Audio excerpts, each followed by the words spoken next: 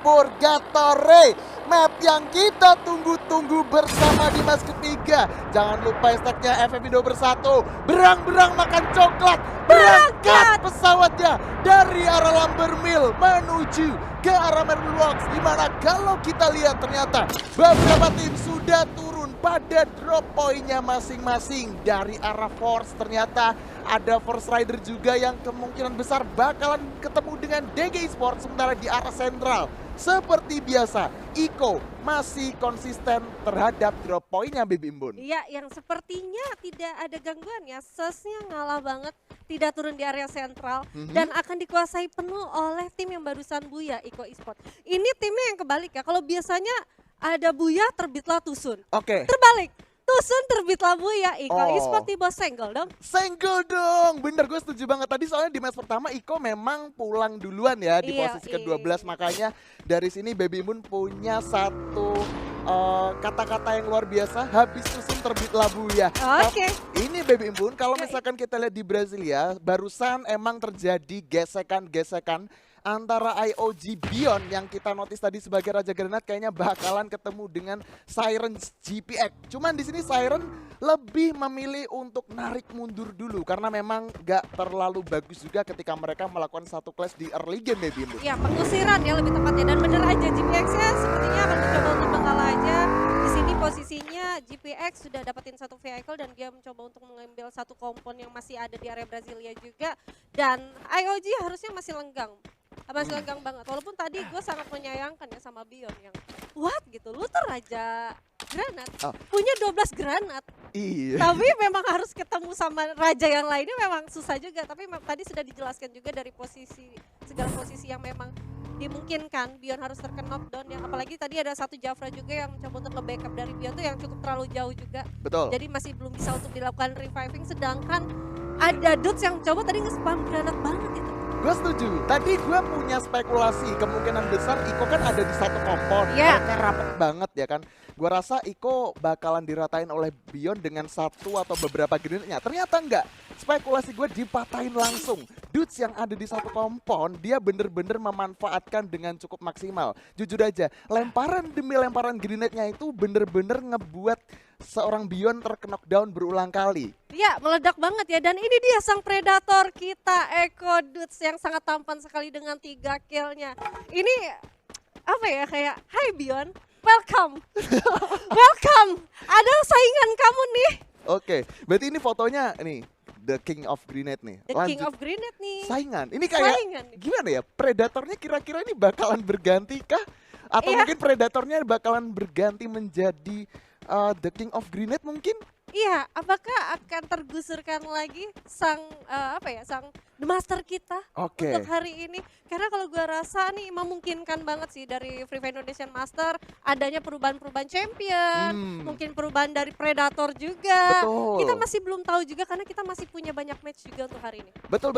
Kalau misalkan ngomongin Predator di season lalu itu kan ada DeVito ya, GPX DeVito. Nah ini yang menjadi tantangan untuk DeVito. Kira-kira DeVito masih bisa nggak sih untuk merebut tahtanya atau mungkin mempertahankan tahtanya menjadi seorang predator di FFVM kali ini? Sebenarnya gue seneng banget sih bahasan-bahasan seperti ini, memperebutkan, dan ini adalah satu ancaman yang bikin panggung besar kita tuh panas banget. Panas banget. Yang dimana juga Survivor di rumah juga pasti gemes kan, dan mungkin prediksi mereka tuh ada yang benar, ada yang meleset juga. Karena kalau menurut gue sih prediksi kita yang mungkin yang kita udah ada dalam pikiran kita, kayaknya sih bakal beda banget. Oke.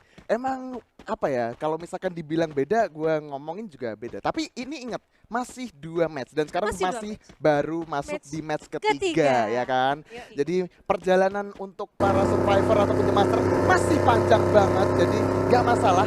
Dan kita bakal lihat juga udah ada satu tim dari The Pillars yang sudah konvoy dengan satu vehicle-nya. Tapi di sini Ses yang ada di arah Fire Brigade berusaha untuk memberikan gertakan demi gertakan, cuman di sini dicuekin aja. Kok malah ketemu Iko, ketemu di jembatan dari Mai Putranya sudah di take down oleh seorang Koja dengan AC80, berusaha di revive oleh seorang Chelsea. Tapi di sini Koja gak bakal kasih nafas, diberikan satu tembakan yang Mage 7 berhasil mengenai kepala ia 6666. Masih coba dicari di mana sisanya, dan ternyata di sini. Rata game harus diratakan. Sayonara, dan ini dia Iko berhasil mendapatkan 3 poin kill dari The Pillars Gladius. Abis Buya terbitlah Tusun. Wah. Wow, match satunya udah dapetin Buya, match ketiganya ditusunin sama yang abis Buya. Ini benar-benar persaingan yang sangat kuat banget antar divisi 2 kita di FFML season 4 ini. Dan sekarang mereka berdua harus bertemu di satu titik yang sangat-sangat tepat banget, yang dimana sebenarnya TP tuh masih nggak tahu ada anak-anak dari Iko Esport. Yes, dan yang menarik di sini kayak gimana ya?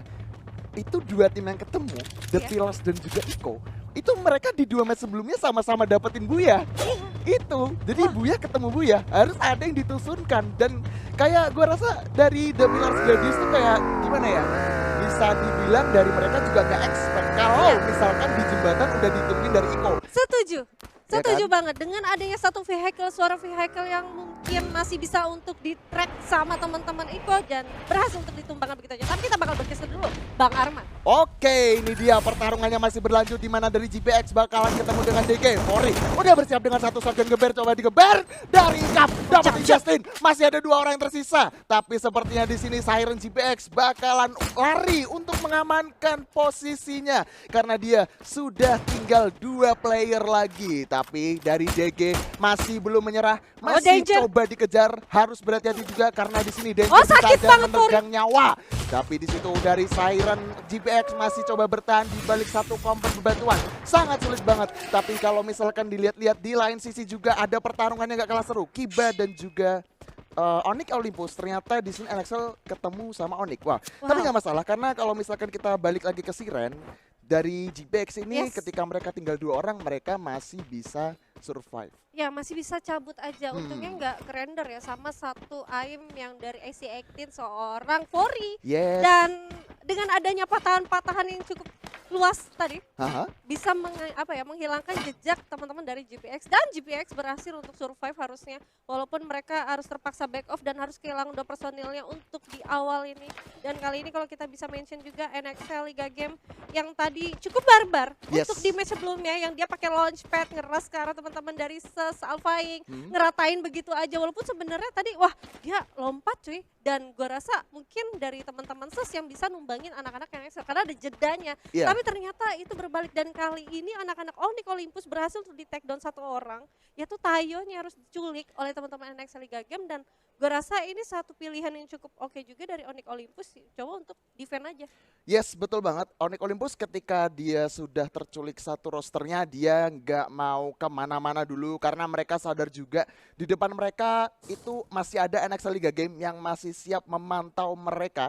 Jadi menurut gue ini satu keputusan cukup tepat dari Zixia di sini. Kalau misalkan dilihat, dia masih dikirimkan di posisi paling depan untuk memantau posisi NXL Liga Game. Sedangkan 2 teman yang lainnya itu dia udah disuruh mundur duluan. Jadi di sini mungkin Zixia sebagai informan untuk Onyx Olympus itu. CCTV ya? CCTV, Zixia lu jaga depan, gue jaga belakang. Tapi kalau kita lihat ya di posisi belakang juga sepertinya memang tidak ada gangguan. Tapi cukup luas juga dan itu cukup nggak wes kalau misalkan Onyx Olympusnya tetap berada di sana, tidak mencoba untuk bergerak. Karena kalau gue rasa sendiri itu masih ada tim lain harusnya. Tidak hanya NXL Liga Game aja, bisa jadi ada tim lain juga yang berada di area patahan seberang mencoba untuk memantau dari pergerakan-pergerakan yang berada di area Marble Works. Karena kalau gue rasa Marble Works itu cukup oke untuk melakukan defense, tapi tidak untuk terlalu lama jangkanya. Oke, tidak untuk jangka waktu yang terlalu lama. Nah, cuman kembali lagi tergantung nanti next circle-nya ini bakalan kemana. Kalau misalkan masih ada di pihak Onyx, ya ini Onyx kalau mereka masih bertahan di situ, gue rasa masih oke-oke aja. Kita bakal lihat dan ternyata bener masih ada di pihak Onyx Olympus. Jadi gue rasa Onyx dengan mereka nggak kemana-mana itu menjadi satu pilihan yang tepat sih. Ya, dan gue rasa ini berarti menjadi ancaman juga untuk di posisi belakang dari teman-teman Onyx Olympus. Kenapa? Karena ada Eko Esport yang tadinya berada di area jembatan. Kalau misalkan mereka rotasi melewati kiri, area golf, lurus, mereka mencoba untuk backstep dari teman-teman Onyx Olympus harusnya. Dan kali ini kita bisa lihat ada standing round 2 kita yang dimana The Pillars Gladius dengan total 29 poinnya Bang Arman. Ya, standing round sementara ya. The Pillars Gladius masih memimpin di posisi pertama. Cuman yang jadi masalah, apa tuh? Barusan di match ketiga The Pillars Gladius itu tusun. Nah, otomatis 29 poin yang dimiliki oleh The Pillars itu nggak bakalan nambah. Betul. Jadi bisa dibilang nanti yang ada di posisi kedua dan ketiganya nih ngebalap The Pillars nih ceritanya. Pastinya. Apalagi ini masih ada tim-tim yang memang masih ada chance untuk mendapatkan beberapa poin untuk di klasemennya nanti. Betul. Karena kita masih punya 3 round lagi dong. Yoi, masih ada nafas yang lumayan panjang ya tentunya. Dan Baby Moon, kalau misalkan kita lihat lagi nih, Sirens GPX yang tadi udah tersisa 2 orang. Gua kan tadi inget banget tuh fightnya emang ada di perbukitan ya kan. Yoi. Untungnya vehicle yang dimiliki Siren ini udah dihancurin sama DG. Kalau enggak, DG bakal ngejar dengan vehicle-nya. Udah pasti rata GPX. Bisa jadi. Iya, tapi itulah miracle yang dimana juga sepertinya teman-teman dari DG tidak terlalu mau nafsu untuk ngeras ke arah teman-teman dari GPX. Takutnya, misalkan mereka fokus sama teman-teman GPX, ada tim lain yang mereka masih gak siap. Apalagi posisinya tadi ada Abax yang masih di atas, sedangkan yang masih mantau itu hanya satu Fori doang. Dan akhirnya Fori memilih untuk back off. Oke. Itu mungkin jadi satu pilihan yang cukup tepat ya. Tidak terlalu terburu-buru. Ya emang sih banyak faktor juga yang sangat menakutkan. Takutnya kayak tadi Baby Moon udah jelasin. Ada third party nantinya. Entah dari arah Crossroad mungkin. Atau mungkin dari arah Brasilianya ikutan join juga. Itu yang masih menjadi misteri. Makanya di sini tadi kalau misalkan lu lihat DG kayak ya udah kita nahan aja. Gak usah dicari sisa 2 orang tadi. Betul, dan gue mau mention satu tim yang masih gue jagoin. Apa tuh? EVOS mana nih EVOS? Oke, EVOS kalau nggak salah dia harusnya turun di Motos nih kalau Purgatory. Semisalkan dia udah dapetin zona dan dia udah tahu zonanya tuh berada di posisi Onyx Olympus. Onyx Olympusnya sangat-sangat tidak ready harusnya untuk mendapatkan surprise attack dari EVOS. Semisalkan EVOSnya langsung menuju ke arah Marble. Harusnya, dan itu lewat posisi di belakang. Bisa jadi harus ke surprise sama teman-teman dari EVOS Divine-nya. Bisa jadi seperti itu. Nah, karena POV-nya belum kelihatan juga, kita masih mencoba untuk berspekulasi. Karena kalau misalkan ngomongin rotasi dari Muthaus ya, kemungkinan ya EVOS bakalan ke Marble mungkin. EVOS ya bisa, kan? ada Prime juga yang harusnya turun di Crossroad, ya kan masih banyak chance. Dan Onyx harus sigap sih untuk menjemput tim-tim yang memang bakal memperebutkan posisi kompon dari Onyx Olympus sendiri. Karena zonanya benar-benar berpihak sama teman-teman Onyx Olympus. Dan bener aja, EVOS-nya berada di atas sudah dia. Dan ada Iko juga yang turun lurus menuju arah golf dan ada Sus juga kalau nggak salah ya. Wow. Rame Bun. Ini di Marble Works bener-bener udah kondisinya bener-bener kayak crowded banget, udah padet banget. Jadi ya gua rasa dari Onyx ketika mereka udah keculik 1 ini bakalan sedikit agak ketar-ketir karena kekepung dari segala arah. Di depan mereka ada NXL, di sisi kiri mereka ada EVOS ya kan. Di bagian belakang ada Sus juga, jadi mereka harus sedikit berhati-hati. Tapi kalau misalkan lu lihat West Bandit, mereka ada di posisi yang menurut gue cukup enak, rumah berang-berang atau rumah apung kita sebutnya. Oh, rumah berang-berang, berangkat enggak? Bukan. Oh, bukan. Oke. Dan tadi sebenarnya kalau kita lihat di sini sendiri anak-anak Iko Esports yang sudah rotasi penuh, dia sudah dapetin area yang memang cukup oke juga di dalam kompon yang enak, di dalam zona yang aman juga. Dan sepertinya anak-anak dari Sus mau nggak mau fokus juga sama 2 tim. Ada teman-teman dari Onyx dan juga ada Eko yang mungkin benar-benar akan menjepit posisi dari teman-teman Sus. Dan kali ini IOG bakal mencoba untuk rotasi, hati-hati dari Azir Lisi sudah mencoba untuk nge-pop up 1 glowalnya, berarti adanya serangan-serangan yang mencoba menghampiri arah mereka nih. Waduh, ini dia mungkin IOG udah sadar ya kalau di depan mereka itu ternyata ada Sirens GPX.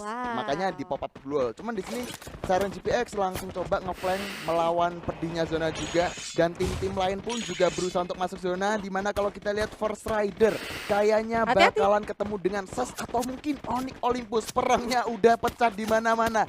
Masih ada 11 tim. Dan kalau misalkan kita lihat di sini ternyata NXL juga sedang berperang dengan The Prime. Ini dia Iko Dudes bakalan ketemu dengan IOG 1 grenade. coba diledakkan dan 12 begitu saja.